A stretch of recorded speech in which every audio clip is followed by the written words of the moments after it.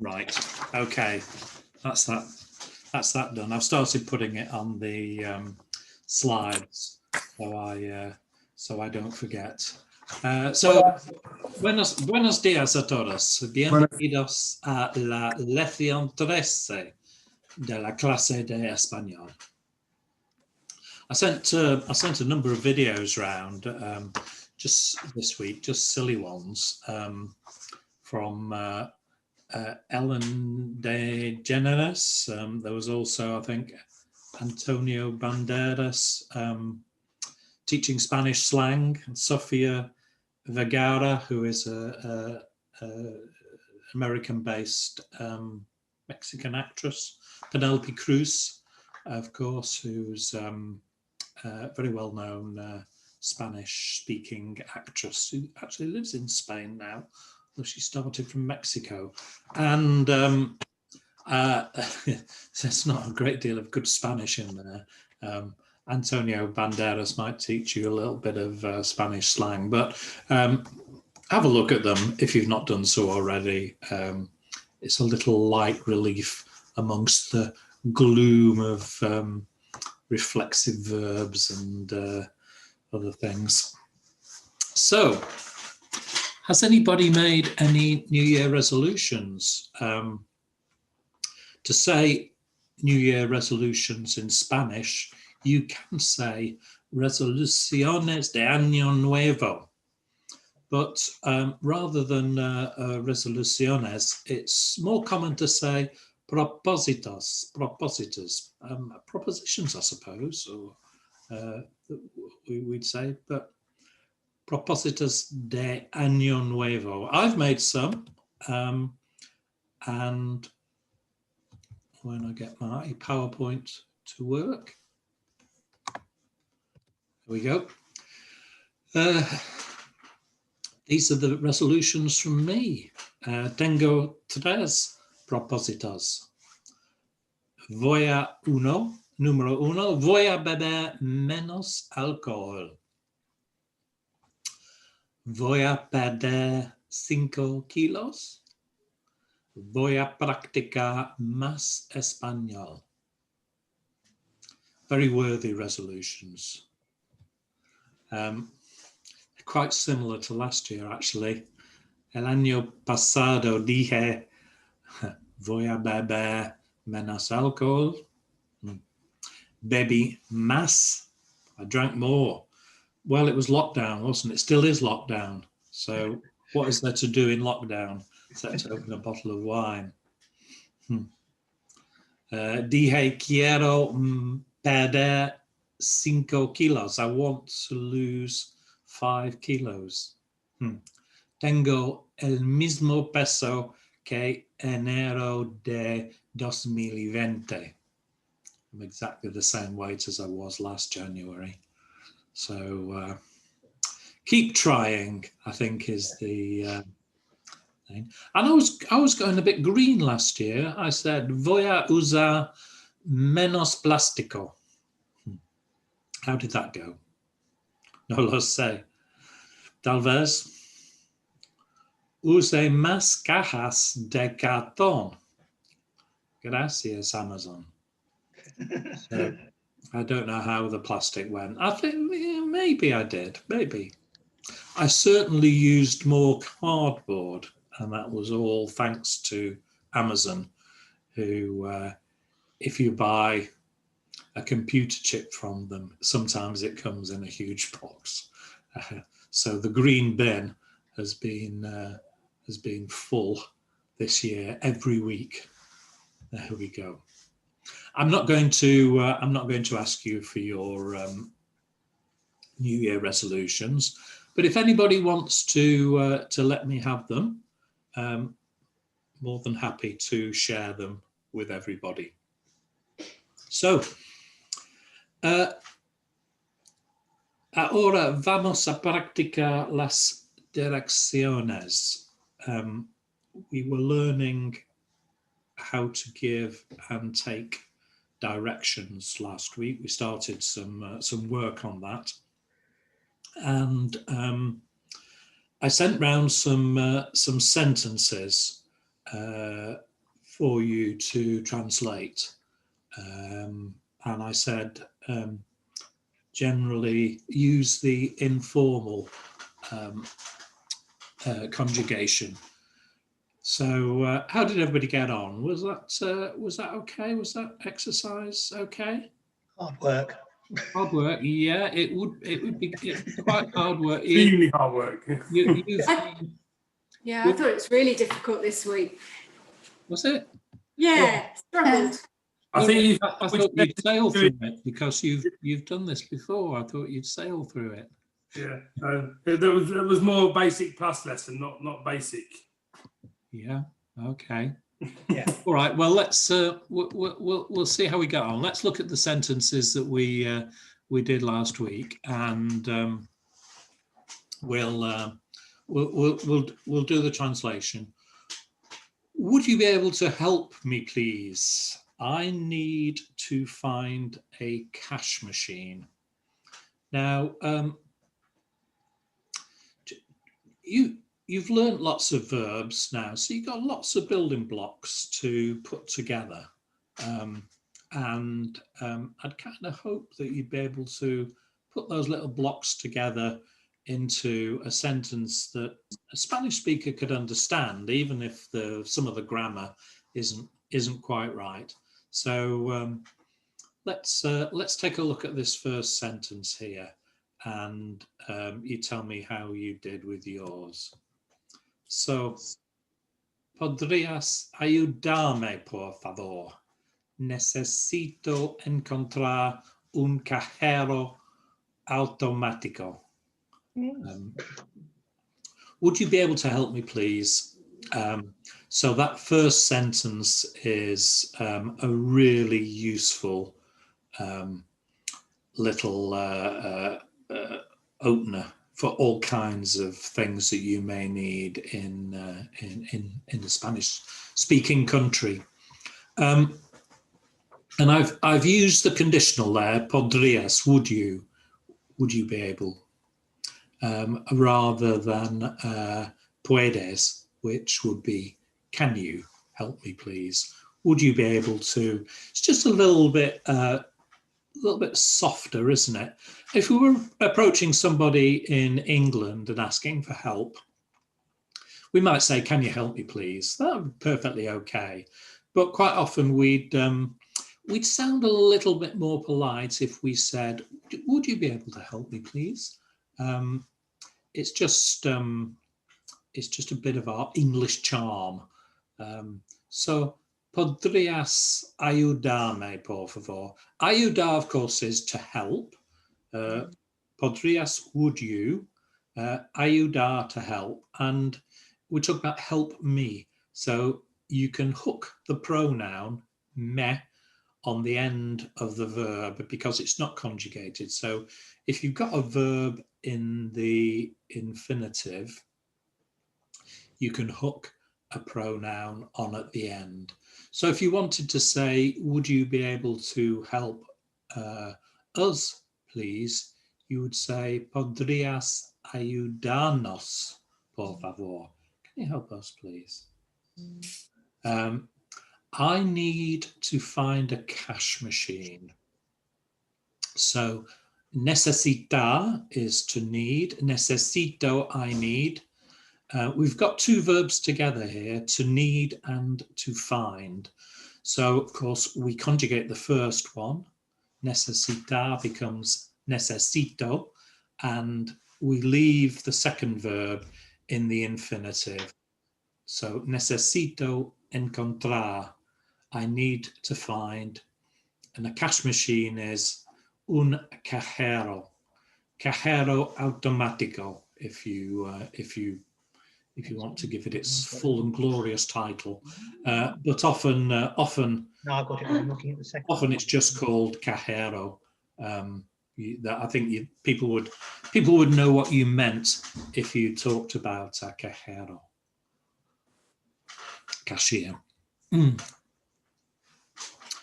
Okay, how did you do with that? Anybody get that completely wrong? Anybody got any questions about that sentence? If you're not going to put the adome, but do it with separate it, would it be me puedes ayudar? You could say me podrías ayudar. Indeed, you could. Yeah, Yeah, that's absolutely fine. It's perfectly good grammar.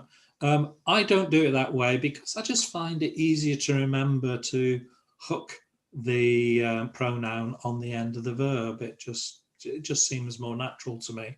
But if you remember it better the other way, and it might be in other languages that you've come across, that's the way it's constructed, so you remember it more easily. That's perfectly fine. Absolutely. Yeah, I find it depends on what sentences. Sometimes I think of it that way, and other times I think of it the other way. Yeah. Depends how I learnt the word. Yeah. That it's perfectly okay either way, Carl. No worries there. Okay. Is it okay to use the verb hablar instead of encontrar? Yeah, I think so. I'd always use encontrar because it seems to stick in my mind. It sounds a little bit like encounter, doesn't it? So that gives me a clue as to what it means. Where can I encounter a cash machine? Encontrar. Where can I find it? Yeah, and it's one of the commands I give to the dog. Encontrarlo. Find it. We were talking about teaching our dogs Spanish earlier, which is that vague thing. So yeah, you can.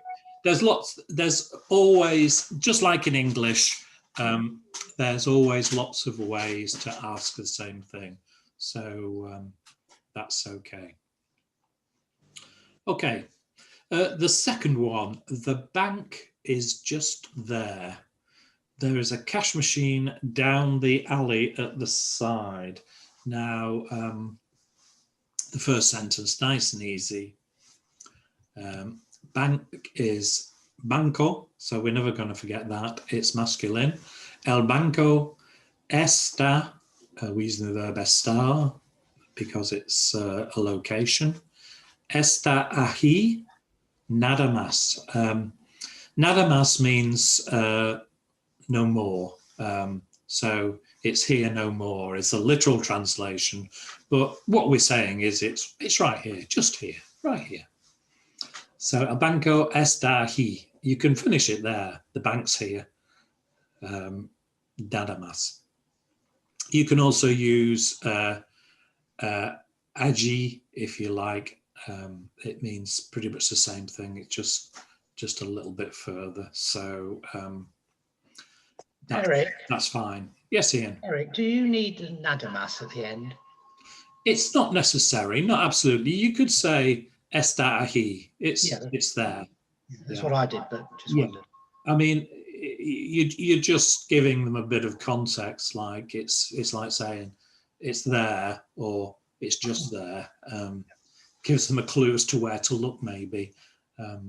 But you'd probably be pointing anyway. I mean, a lot of directions is more to do with the finger and the arm than it is with the Spanish grammar. So you can ask where something is and somebody could simply point to it. And that's the easiest way to understand. So if there's a bank just here, that's what you're saying. Está aquí, nada más. There is a cash machine down the alley at the side. There is my favorite word in Spanish. Hay un cajero automático en el callejón al lado. So there is un cajero automático, a cash machine, en el callejón, in the alley, al lado, at the side, to the side. Can you use por instead of L? Por. You'd need the direct object. You'd need L. El cala. Por in that case can mean through. So if it's in the alley or through the alley, it's slightly different, Carl. But I guess if they were going through the alley, they would still spot it. find it. Yeah. So yeah, you could say por el calejo. Yeah. Yeah. Any questions about that one? Everybody happy with that? How did folk do? Mostly got it. The odd Yeah. word changed. Yeah. Yeah. Good. Okay. Number 3. I went for the wrong verb. I think it was la calle, so I left it as la rather than L. So does J-K-yon change to L? It does, yeah, for some reason. Okay. Yeah. I don't know why, but it does. Yeah, there's no rhyme or reason in my No, it was a 50-50 chance anyway. Yeah, it's yeah. So number 3, can you help me? I think I am lost. Where are we on this map? So can you help me? In this case, I've said can rather than would you be able to, and that's really just to expose both ways of saying it to you. So, puedes ayudarme, podrías ayudarme is either one is fine, means the same thing. If you want to be a little bit more polite, you could say disculpe, puedes ayudarme, por favor. Excuse me, can you help me, please? So you can obviously add bits on if you want to sound more polite or more charming. And of course, Carl, if you want to, you can say me puedes ayudar.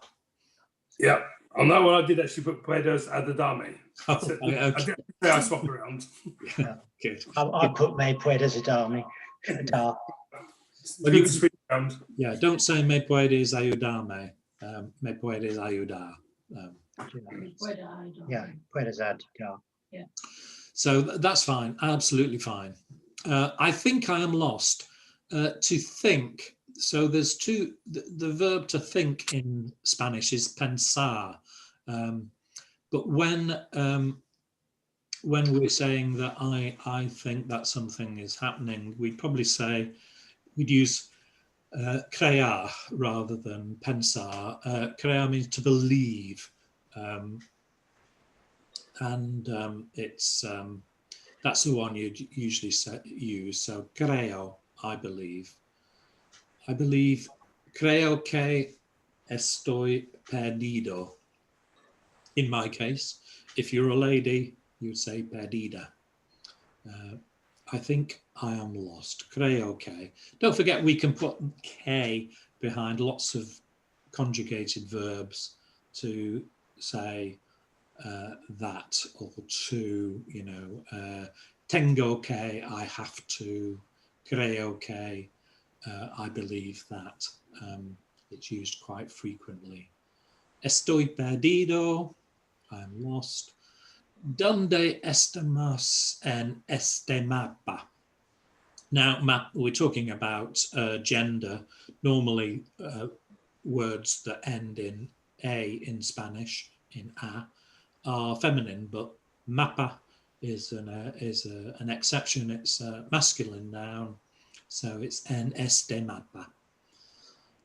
Donde, where, estamos, are we, where we be, where are we on this map, en este mapa? How about that one? Any questions? Did you all get somewhere near? So if you use pienso que, would that be bad wrong, or is it just slightly better to use creo? It's better to use creo. I think Spaniards would say creo. Pensar is to think about things rather than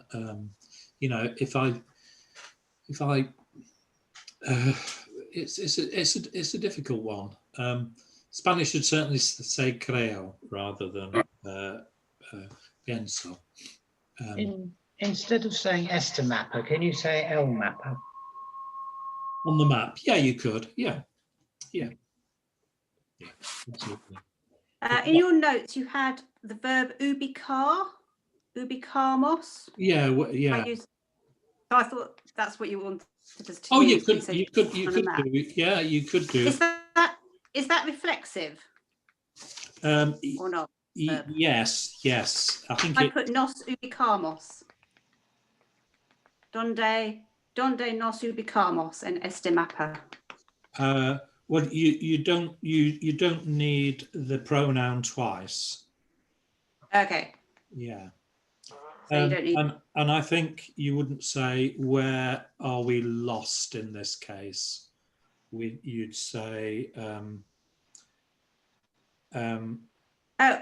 ubicar, is that not? Oh, I'm not sure. What does ubicar mean? Yeah, it does mean to be located, is it? It was in the notes that was sent. Yeah. And it said when you're pointing out on a map or something. Yeah, let me get the definitive thing. To be honest with you, I've never used it until. Well, no, it seemed more. Astama seemed more logical, but because it was in the notes, I thought perhaps I'd try and use the other one, but it makes it more complicated, doesn't it? It does a bit.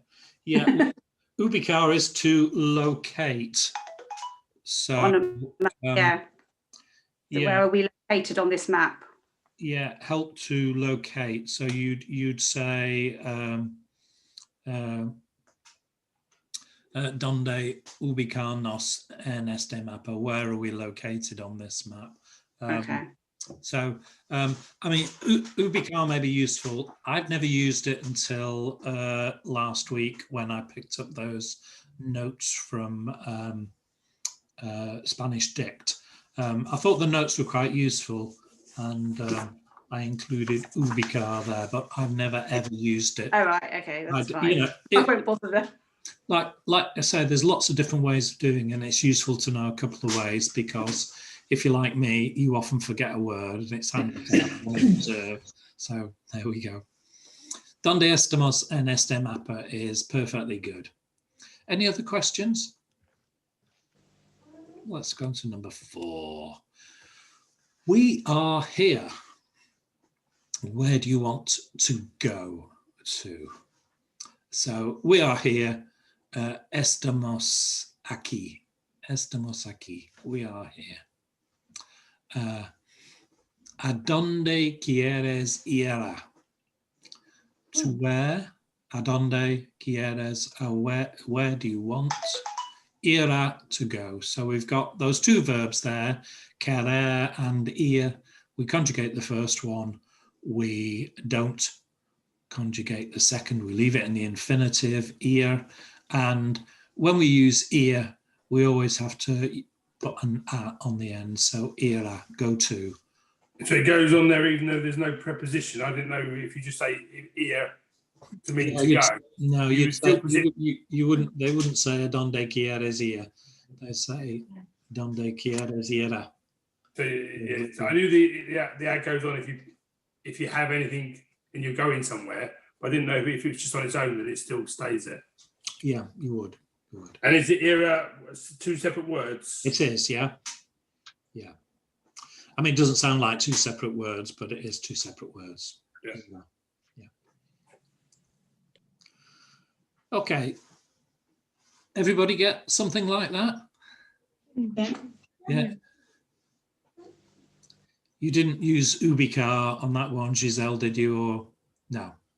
Okay, good. I left the at off at the end because of the at the start of the sentence. To where do you want to go? Yeah, I know. Yeah, you often get this. They would still say it twice, would they? Yeah, you get this lots of times in Spanish. You know, particularly with pronouns, even where it's perfectly obvious who you're talking about. You might name somebody, but you still have to say, Maria, she is going to do something, or it's just one of the quirks of the language construction. I mean, I'm sure if you said a donde quieres ir, you'd be understood. So don't get too hung up about it. What we're trying to do at this stage is make ourselves understood, and I'm sure you would be. So don't worry too much. I am staying at the Hotel Europa. Do you know where it is? So I said, me alojo en el Hotel Europa. ¿Sabes dónde está? Let's take a look at that in a bit more detail. So, me alojo en el Hotel Europa. ¿Sabes dónde está? So, the verb to stay is quedar, but that means stay as in remain, like you'd say to your dog, stay, quedar. Talking, using dogs a lot today, aren't we? In this case, I've used alojarse, which means to lodge or to be accommodated. Alojarse. That's the infinitive of the verb. Anybody recognize anything unusual about it? Reflexive. Somebody said it's Reflexive. It's reflexive. Yeah. So all verbs in Spanish end either in er, ar, or ir. Alojar is an ar verb, but it has se added to the end, which tells you that the verb is reflexive, which means it's something that you do to yourself or something that affects you directly. So you yourself are staying in the hotel. So this is why it's a reflexive verb. And reflexive verbs are a bit of a conundrum to many students of Spanish. When I did my first year at Spanish and we did reflexive verbs, it was one of those I think I'm going to give up moments, because it did seem very, very difficult. I couldn't get my head around it, whether I should conjugate it or whether I should always use say, or what the right reflexive pronoun was. And it's best just to let them drift, I think, just to let them drift into your conversation gradually. We've already been using some reflexive verbs. When we say, ¿Cómo te llamas? We're using a reflexive verb. Llamarse, to be called, is reflexive. So we say me llamo. So we conjugate it, llamo, but we use a reflexive pronoun, me, and you are called, te llamas. Again, it's a reflexive pronoun and a conjugation of a reflexive verb. So we've already used them without even knowing about it or thinking about it. So here's another one, and let's just look at the different ways that we'd conjugate it. So if you wanted to say, are you staying at the Hotel Europa? Te alojas en el Hotel Europa. So the pronoun is te, and the conjugation, normal AR verb, alojas. She is staying at the Hotel Europa. Ella se aloja en el Hotel Europa. We are staying. Sorry, in the second instance, the reflexive pronoun is se for he, she, it, or if we're talking about you in the formal. We are staying. Reflexive pronoun is nos. Nos alojamos en el Hotel Europa. They se again. Se alojan en el Hotel Europa. And to say my friends are staying at the Hotel Europa. My friends, mis amigos, if they're all women, of course, you can say mis amigas. Say alohan. My friends, they are staying, or they themselves are staying, en el Hotel Europa. So I don't think you'd ever need the you for informal conjugation. But if you do, it's alojais, and the pronoun, the reflexive pronoun in that instance is os. Now you'll certainly need that at some stage, unless you restrict your Spanish speaking to Latin America, where they never use that conjugation. They always use the you plural formal version, they version. So it makes life a lot simpler. And although they never use it, they all know about it. So they still learn it. So Eric, can I just ask a question here?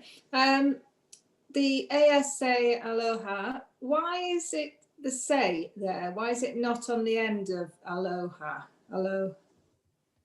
Why is it before the verb? Because you've conjugated the verb. So when you conjugate the verb, you can't put the pronoun on the end of a conjugated verb. You can only hook the pronoun on the end of the verb when the verb's in the infinitive form. Oh yeah, I'd forgotten that. Thank you. Yeah. Or the other example is when it's in the imperative mood, when you're telling somebody to do something. Right, thank you. Yeah, you can do it then. Okay. How's that? It's clear as mud? Right. Yeah.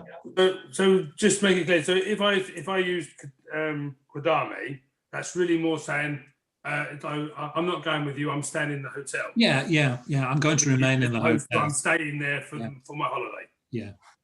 Yeah. So if you're actually staying in, you want to tell somebody which hotel you're staying in, it's better to use aloha se. But if you're just going to remain in the hotel because everyone's going to the pub, but you're going to stay in the hotel, you would use Kodame. Yeah. I can't believe you wouldn't go to the pub with everybody else now, but yeah. That's yeah. And I think if you said if you used kedar for I'm staying in this hotel, they'd work out what you meant. Just not quite the right verb, but they'd understand it. Give yourself loads of slack at this stage of the game, because what we want to do is just make ourselves understood, and I'm sure they'd understand. Okay, yes, I know it well. It's about 10 minutes walk. Go this way and then take the first road on the left. Now there's a bit of pointing involved here, like there is with lots of directions. So if you ask for help, you'd probably get some directions, and you'd probably get a finger pointed as well, just to help you on the way. So I think it's important to learn this this stage. So sí, lo conozco bien. Son. I'm going all French then for a minute. What's happening? Sí, lo conozco bien. Bien. Son unos 10 minutos andando. Sigue por este camino y luego toma la primera calle a la izquierda. So yes, I know it well. Let's just look at this in a bit more detail as well, because there's some choices to be made here. So I have used the verb conocer, to know, but we've also in the past used the verb saber. So why don't we say sí, lo sé bien? Yes, I know it well. You would use conocer when you want to say that you know a place or you know a person. Use saber when you know a fact or a theory. So if you wanted to say, I know where it is, you'd say, sí, sé dónde está. I know where it is. It's a fact where the hotel is, and you know it. But if you know something well, then use conocer. So, si lo conozco bien. Yes, I know well. The pronoun goes before the conjugated verb here. Seguir means to follow, and it's often used in when you're giving directions. You follow is sigues, but we need, if we're giving directions, we need to use the imperative mood because we're telling somebody what to do. We're giving an instruction. So the correct form is sigue. My phone's bing away. I'm just going to put it onto silent before it bings anymore. So if you're giving an instruction, the correct form is sigue. And if we were in a formal situation, the correct conjugation in the imperative is siga. You might also be told toma, which is the imperative form of tomar, to take. So you could also say toma instead of sigue. Eric. Yeah. Eric. Yeah. I'm puzzled by son unos 10 minutos andando. Literally, that sounds like there are some 10 minutes walking. It is. Yeah. But, so you got son in the plural, but wouldn't it be s because it is some 10 minutes walking? You're talking about a place, aren't you, rather than a plural number of minutes? Yeah, I see the way you're I see the way you're saying. I think it's the same as saying telling the time. There are 10 minutes walk involved. I think that's what it's saying. Right, that's interesting. Okay. I'll stick it through Google Translate later and just check it with a couple of translation engines. But I'm thinking that that's what you'd say. Yeah, I did say similar because I was thinking it was 10 minutes walk, and the 10 minutes is the plural, not the walk is being the plural. But I tried to use circa. I couldn't think of unos, and I put circa. It's all 10 minutes near. Yeah, no, it's unos about, yeah. Cerca, cerca means sort of around or close to, yeah.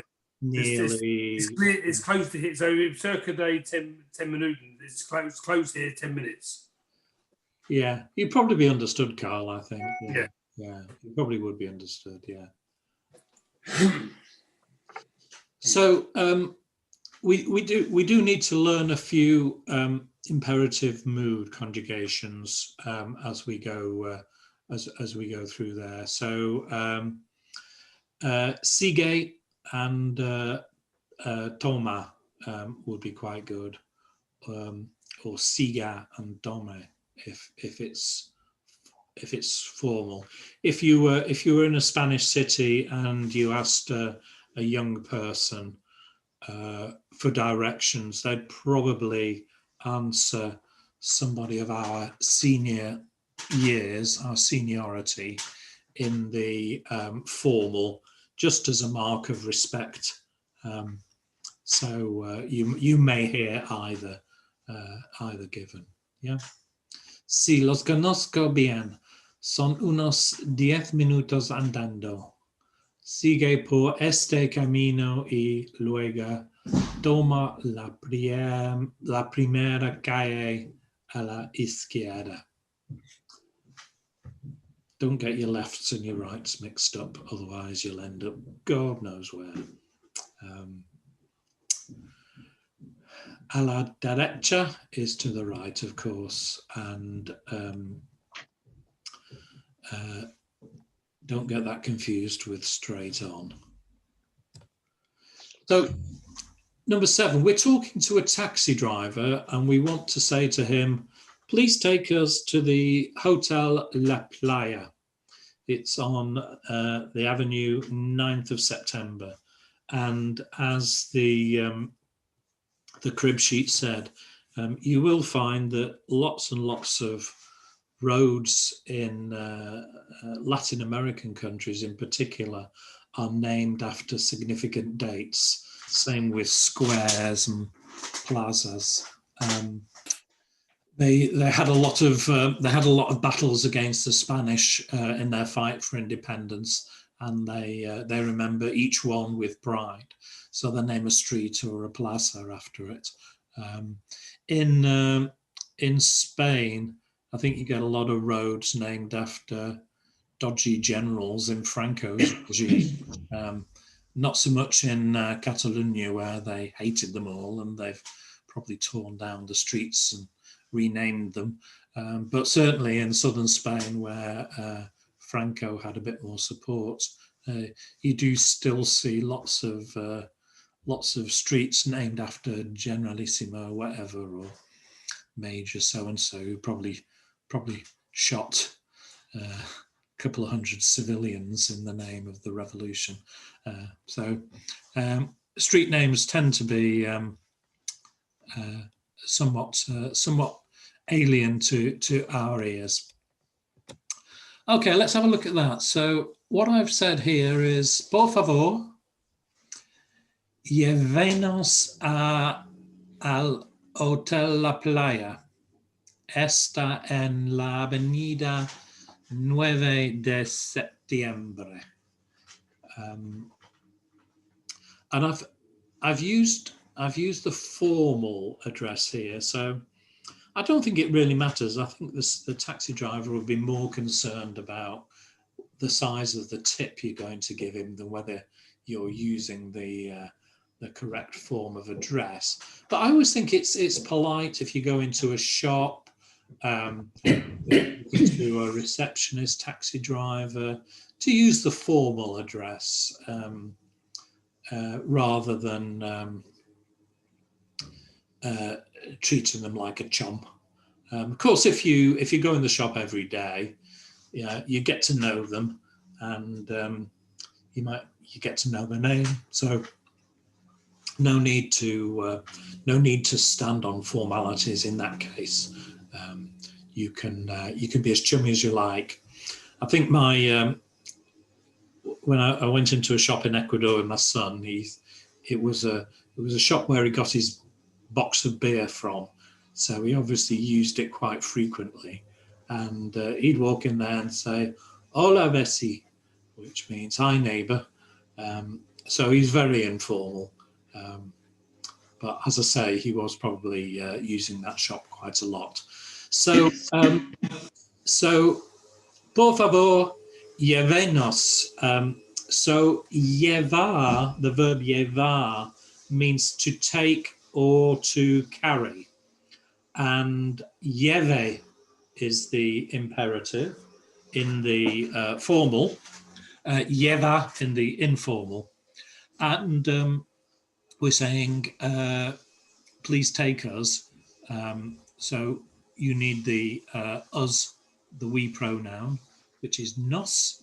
So because you're in the imperative mood, you can hook it on the end of the conjugated verb. So you get llévenos. And the stress there is on the front. I just put it on the back, llévenos. So stress on the front. So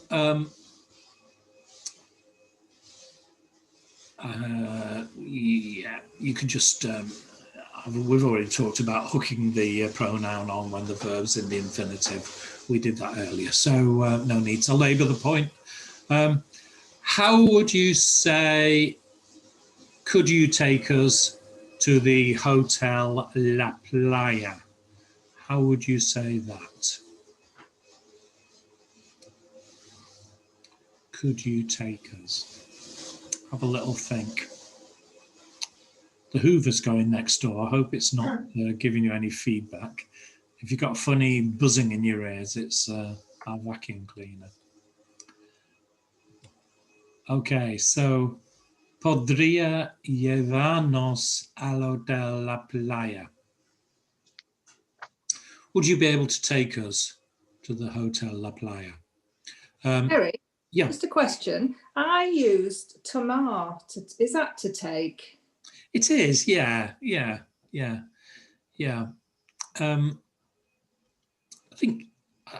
I think you could say that. I've never tried saying that to a taxi driver.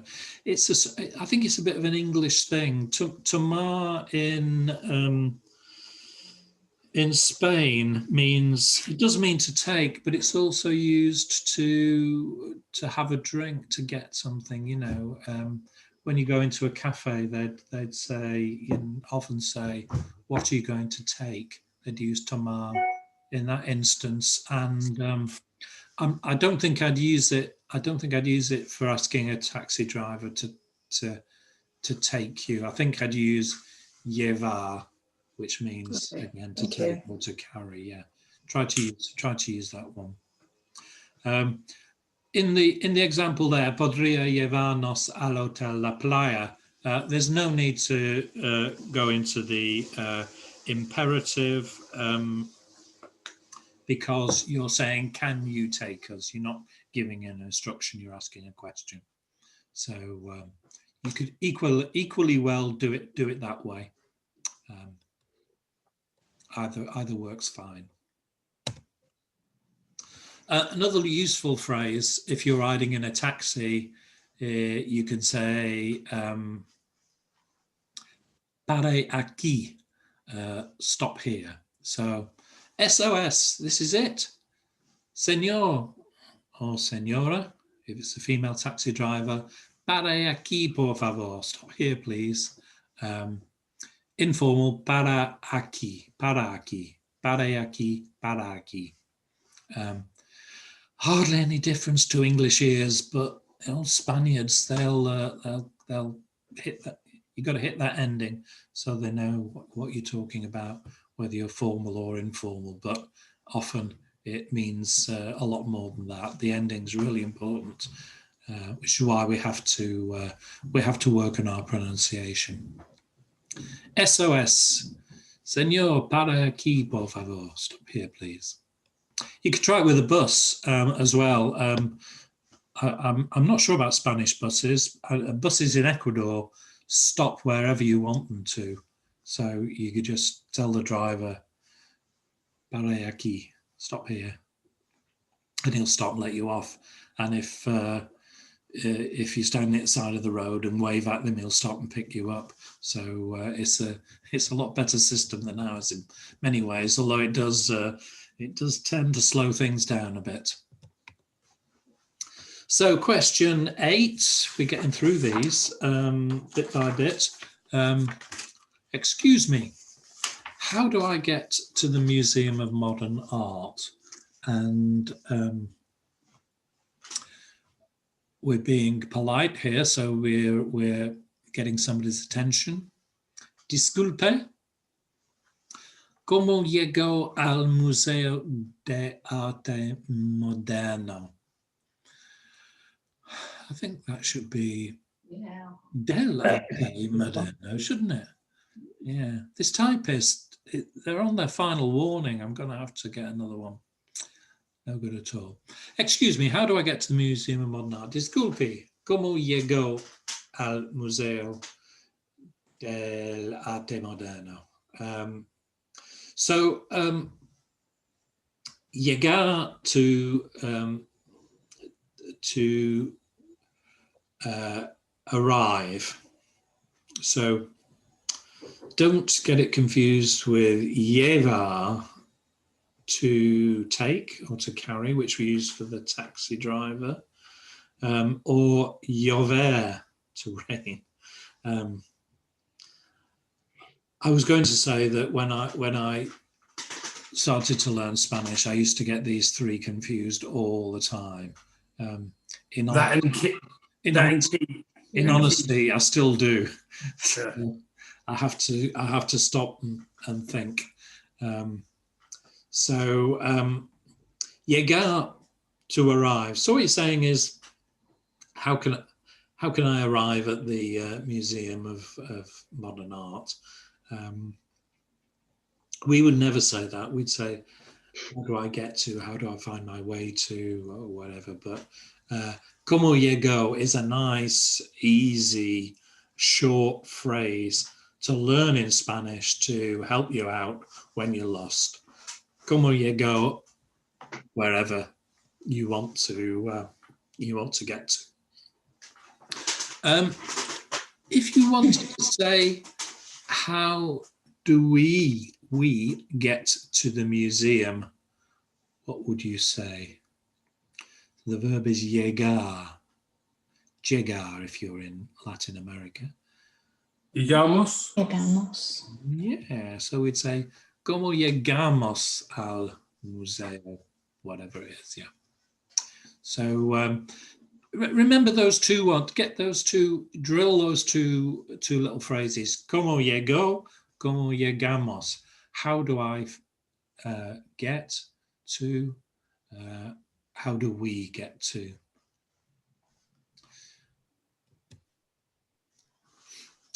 Do you have a map? No? Okay. The best way is through that side street, turn right when you get to the end, and it's on the main square at the side of the church, about 10 minutes walk. Sorry, there's a lot there, isn't there? But there's a lot of useful phrases as well. Do you have a map? I'm sure everybody got that. ¿Tienes un mapa? No, okay. No está bien. Oh, that's fine. Now we want to say the best way. Excuse me. Sorry, we're keeping you up. You're keeping me awake here. Only just. I need an earlier night. I think. Thank you. Or I need a good shot of coffee, one or the other. So what I've said here is the best route. La mejor ruta es por esa calle lateral. Gira a la derecha cuando llegas al final y está en la Plaza Mayor, al lado de la iglesia, a unos 10 minutos a pie. So let's just run through that. La mejor ruta es por esa calle lateral. Side street is a calle lateral. Depending where you are in Spain, some cities are laid out on a grid system. Some seem to have a main square which is circular rather than square, and there sort of seems to be a ring road around that, and then sort of spokes of the wheel running off it, and that can be quite confusing. If you're in Latin American cities, they are often absolutely square blocks, and it's quite easy to say, down that side street brings you out on the same main street. So por esa, por is a way of saying through. So what we're saying is the best route is through this side street, through that side street. We're using the finger to point again. Gira a la derecha, turn to the right. Cuando llegas al final. When llegas, when you arrive at the end, al final. Y está en la Plaza Mayor, and it's on the main square at the side of the church, al lado de la iglesia. About 10 minutes walk, unos 10 minutos a pie. So here we're not using andar, we're saying a pie. on foot. That's the one I tend to use. A pie. I tend to remember that because I don't know why. It sounds comical. I think a pie, a pie. Could you use andar? You could say, yeah. It's yeah. What about caminado? Oh, caminar, yeah. There's yeah. They all work. They all work. Right. So I don't think it's... And also directionalness rather than ruta. You said what? Dirección. Direcciones. Yeah, dirección, yeah. The best direction, yeah. Yeah. Works. Can I ask you for directions to the main bus station? Again, we're being extremely polite here. Pretty straightforward, I think. Puedo pedirles indicaciones para llegar a la estación principal de autobuses. Buses is more common in Spain and Latin America than it used to be, but autobus is what we say. So pedir, we're using pedir rather than preguntar. Do you remember? Preguntar is to ask a question, but pedir is to ask for something. Here we're asking for directions.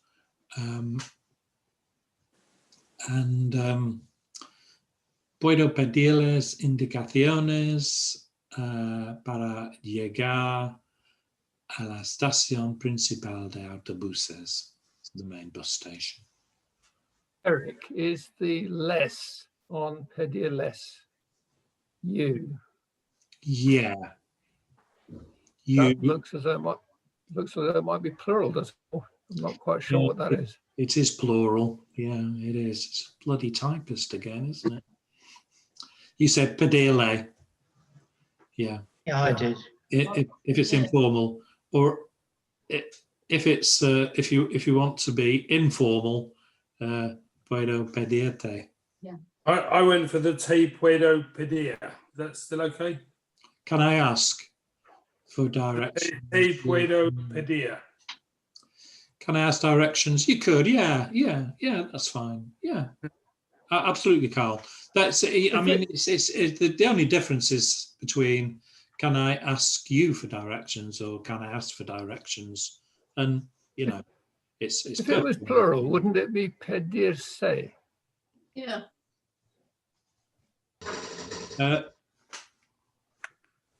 No, because that's a reflexive pronoun.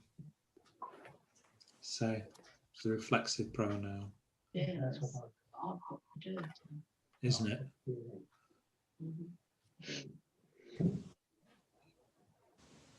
You, te or le. Pedirle. Can I ask you for directions? Also, I didn't actually put a verb in. I missed legar out. I just put pedir indico por la estación as opposed to just to the station. Yeah, you. Well, if you said por, it would be you'd be saying through. So you can't use it for to the station as well as through the station. A la estación, yeah. So you said puedo pedir indicaciones. Te puedo pedir indicaciones por la estación principal de autobuses. So you're asking for directions through the station. Right. There. As opposed to it. Yeah, a la estación, yeah. Okay, I thought it could be interchangeable, but obviously not. No. Por and off. Sometimes. I mean, the most difficult thing I find in Spanish, and it's still Fox is my son, who's lived in Ecuador for a couple of years, is whether to use por or para, and think, you know, if you can get it right most of the time after a few years, you're doing quite well. It does seem to be a bit of a black art, and I think that Spanish just use the right one because they've heard it for so many years. Don't think it's a hanging offence if you get it wrong, but it can mean a difference, make quite a difference. But we won't worry too much. And I thought this was, well, we're talking about stations, bus stations or train stations. You may have to catch a bus or something, or a train. A bus or a train. You've only got two choices. You might want to ask where it leaves from, which station it leaves from, which platform it leaves from, which stop, and de que anden sale is a useful phrase. You could say de que anden sale el autobús para Barcelona. Where does the bus leave from for Barcelona? If you're in a busy bus station, that's a handy phrase to ask a helpful Spaniard. De que anden sale. Okay, well, I've got my timings badly wrong here. So we've used our hour up and we've only got through the first chunk of it. I'm miles off today. I don't know what's going wrong. We'll pick up with the rest of it next week. And next week we'll also do a little bit of practical stuff. Normally when we're all in class, I hand out some badly drawn maps of Peterborough, and we draw lots and ask and give or ask for directions from different points. I think that's quite a useful exercise. Everybody hates it, of course, but it is quite useful. And I don't know how I'm going to do it this week, but I don't know how I'm going to do it next week, but I'll think of a way. You can just draw a map and put it up on the PowerPoint. Yeah, we've got a map. That's not a problem. It's the drawing the lots bit. We might just have to pick on people and ask them to do it. Well, they can roll a dice, Derek, and you've got them there. So we roll a dice and tell you what number we've got, and you tell us which one it is. Okay. Well, all right. I think it's probably easier just to somebody. Yeah. So thank you very much. Take a look at the. I'll send some revised notes around, and I'll send some. I'll send a little bit of homework out this week again, but we won't take so long going through it next week. So we find our way. So, does anybody have any questions? There's a fair bit of intensive grammar there. Any questions from anybody? If you can just repeat all that again, Eric, You just forgot. Carl, you're outrageous. How do you put up with him, Giselle? I don't know. Eric, yes, how difficult would it be to put a one-liner to each verb as to when it should be used? You know, like pudar or any of these verbs. Pudar use this instance or and send out. What, when a verb has two meanings, do you mean? Ian? Yeah. Like when you've got two verbs for the same English word. Yeah, well, you could start a list. Yeah, absolutely. Yeah, why not? We had one guy in our class a couple of years ago who made loads and loads of lists in PowerPoint, and they're actually quite good. If you learn through lists, if you've got that kind of mind, I think that's not a bad idea. If you don't easily learn by lists, and I tend to have a list and spend half an hour going through it by rote, and then I realised I've not remembered any of it. I think I learned better by just hearing it again and again and again, which is a bit of a shame. I wish I could learn a list. But if you've got that kind of brain, then great, do it. Yeah. If you haven't, then I think it probably makes best sense to construct sentences and try and use it in a practical way. And if you can, because Marian's learning Spanish as well, test each other. You know, we've got a few wife combinations here, and partners tend to be quite aggressive questioners in my experience. So use your partner to test you, and he or she won't go easy on you in my experience. Is that right, Richard? Yes, Richard's mouthing. He's on mute, but I definitely read yes there. And Carl and Giselle, we've got a few husband and wives here. I've got me and my dog. My dog's very easy on me. Yeah. Okay, excellent. Thank you very much, everybody. See you all next week. I'll try and get the time a bit better next week. Hasta pronto. Ciao. Ciao. Ciao.